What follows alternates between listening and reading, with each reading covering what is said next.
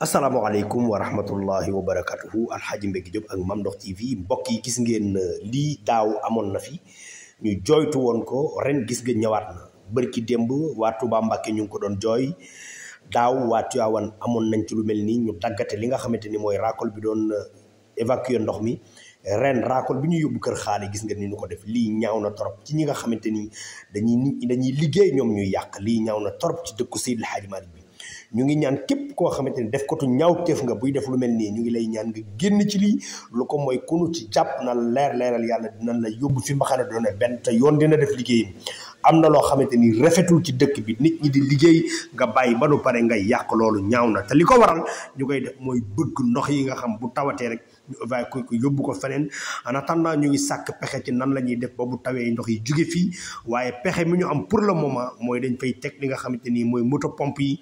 jël raakoy teg ko ci bu ndox mi ñëw ñu déplacé ko yóbbu ko ci àll ba waaye bu ñu ko defee alors grande surprise dañuy bàyyi ba guddi ñu bàyyi ba guddi jël seen paaka wala jël seen leset daggate li nga xamante ni moo raakool yi loolu ñaaw na ku koy def da nga xam ne yaa ngi lor askan wi da nga xam ne yaa ngi def lu ñaaw alxaaji Mbégi Diop ak Mame Ndokh ci jërë ngeen jëf